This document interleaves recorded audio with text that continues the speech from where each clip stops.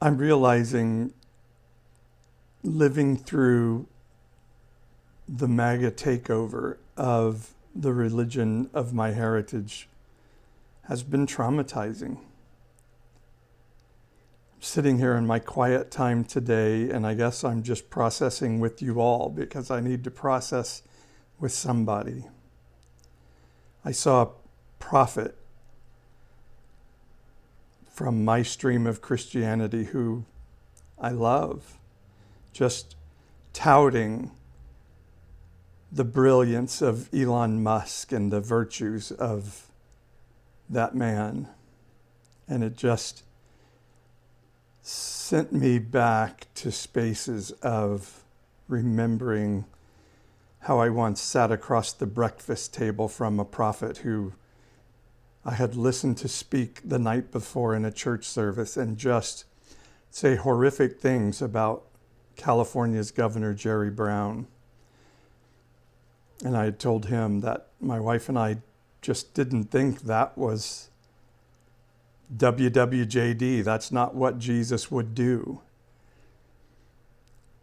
And that man asked to have breakfast with me the next morning, and he sat across the breakfast table and cried and said he wanted to confess that God had told him not to curse elected officials and not to talk politics, but instead to talk the gospel. And he pledged in front of me that he would never talk politics again, but just preach the gospel. And 2 weeks later, I got his newsletter, and he had moved to Nevada because California was too evil. And today that man is still making mega dollars being a MAGA pastor, MAGA prophet. And another, probably one of my closest friends in Christianity, told me that if Hillary Clinton and Barack Obama weren't imprisoned in Guantanamo by January 1st, 2019, he would never prophesy again.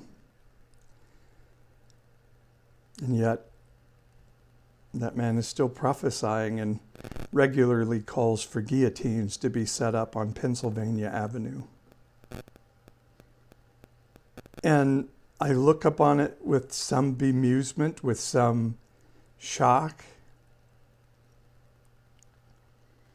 But today I'm feeling the trauma of it.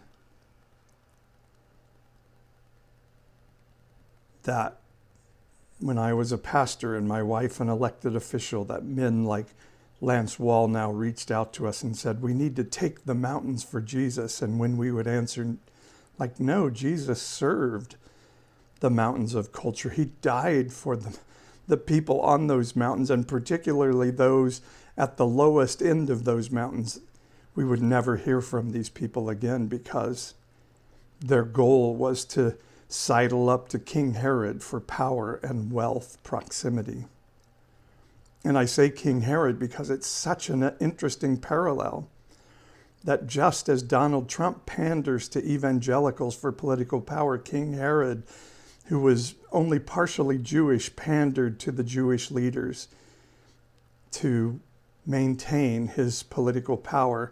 Herod was known as a clown by some, but as a great developer by others, which is an exact parallel to Donald Trump.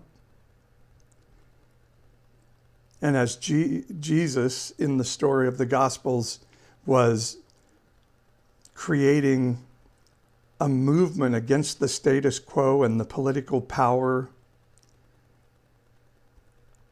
the religious leaders, the 7 mountains people of their day, said in Luke, I think it's Luke 11, maybe it's John 11, I'm sorry, I don't know the reference right off the top of my head, said, hey, we're going to have to sacrifice Jesus because if we don't, we're going to lose our place or our temple. In other words, we're going to lose our religion and we'll lose our country. They saw the two as synonymous and said, we're going to have to get rid of this troublemaker. And Caiaphas in this text is quoted as saying, better that this one man die than we lose our country. They were literally religious leaders that believed God's purpose was to make Israel great again. And I try to be ironic, I try to be sarcastic to get Christians to look in the mirror and say, is there any chance that I'm wrong? And today I just feel the trauma that men that I trusted and believed in, I was super naive. I saw it all coming. A religion that looks nothing like Christ. There are absolutely zero commands in the Bible to ban abortion. There are zero commands. Even if you believe the misinterpretations against homosexuality, there's still zero commands or zero demonstrations of commands to marginalize queer people.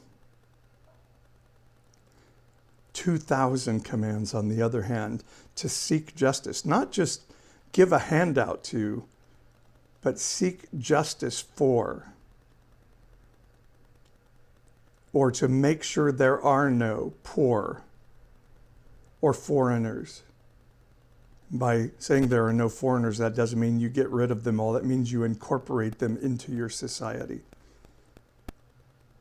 Marginalized or outcast. Nobody on the fringes of society. Or the widow. Those who don't have access equally to the economic system. Yet everything in MAGA Christianity is against those 2,000 commands. I know that many of you don't believe that, but it's true. And today I just feel the trauma of so passionately feeling as a follower of Jesus that meant we could change our city of Fresno. I have this picture of Fresno I can't get out of the way that I love so much. And I love this city, and I just knew the power of the Holy Spirit was going to make our city a better place to live, with economic opportunity for the people in parts of our city that had been neglected by our leaders, most of them Christian, for so long. And then wondering why the Christians of our very, very, very proudly Christian community didn't give a shit about any of that. They just wanted to gain political power and use abortion and gay marriage, the gay agenda, as a tool to weaponize, to compel their people to get out and vote for evil folks like Donald Trump. Jesus is quoted as saying in the Christian New Testament, the leaven of bad theology brings the sin of hypocrisy, which is the sin Jesus talked about, the sin that Jesus talked about all the time. He never mentioned abortion a single time. He never condemned gay people a single time, but he talked about hypocrisy of using religious law to marginalize people. He talked about it all the time. And he said the leaven, the yeast that makes the bread rise and spreads throughout the whole loaf. He said that leaven will take away the eyes to see and ears to hear and hearts to understand. And I have seen that happen in my lifetime. That Christians who I tried to teach as pastor fell for conspiracy theories. And I failed in so many ways, but I realize now I was fighting against a principality of people without eyes to see or ears to hear or hearts to understand.